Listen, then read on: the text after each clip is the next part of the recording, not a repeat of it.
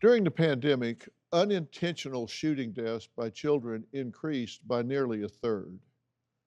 The majority of people killed in firearm accidents are under 24, and most of these young people are shot by someone else, usually someone their own age. Now, this is something Kristin knows firsthand because her 15-year-old son, Ethan, was tragically killed while playing with an unsecured handgun at his best friend's home.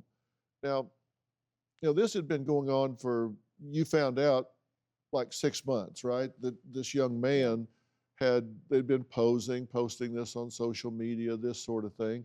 So this can't be something that wasn't known if the parents had been monitoring social media at all, if they had been aware of what was going on. Well, They had to have some idea. well, I would think the father would have known since he was a private investigator, and these guns were in his bedroom, but he didn't. The boys also, because these children are so smart, they outsmart us, they just created all fake accounts. So they created fake Snapchat accounts, and they only invited in the people that they were comfortable knowing were going to keep their secret. And I think over 100 kids were liking the pictures, and not one child stepped up. Not one child told their parents. Not one child told the teacher. We had 6 months to save my child. Nobody said anything. No kid said, hey. And, when I sat with the detective and I said, why in the world didn't these children step up? And he said, I'm going to tell you why. One thought he would be iced out from the lunch table. One, was such good friends with your son that he was so scared that Ethan would never talk to him again. And one didn't think guns were that dangerous. So those are 14-year-old, reasons. And, that's how they think.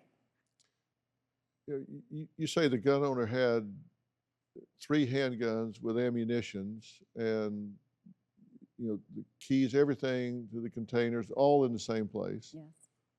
And, when you break this down psychologically, everybody thinks it's not going to happen to me. 100%. You can even do this in your own home. But then if your kid's going to spend the night somewhere with a buddy or go to a party, you need to ask the questions, right? You know that. Mm-hmm. You got to ask, what's the situation with guns in the home? Mm-hmm. Do you have guns in the home? Are they locked up? Are they in a safe? Are they protected? And people will think, oh, this is a weirdo mother or Mm-hmm. something. Wouldn't you a whole lot rather people say, oh, she's the gun mom, than be in the situation you're in now? 100%. I probably like 4 months after Ethan died, I did a talk for a group of people, and one of the fathers came up to me after and said, I got to tell you, I'm just really uncomfortable asking my children's, play date parents if they own a gun.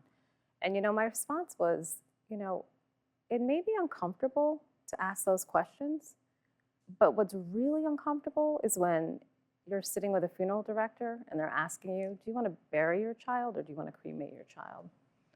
It's really uncomfortable when you have to watch your child get lowered into the ground and you know that you will never, ever see them again. That's uncomfortable.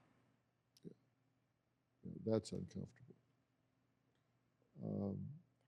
Now, Ethan's Law, which is a true passion of yours, requires that all handguns,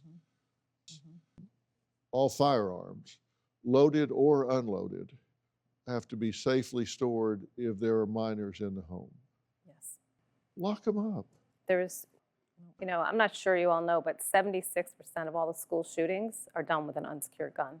If you don't secure your weapons, you're really rolling the dice. Do you have a story or a question for me? Click the link in the description and tell me what in the world is going on.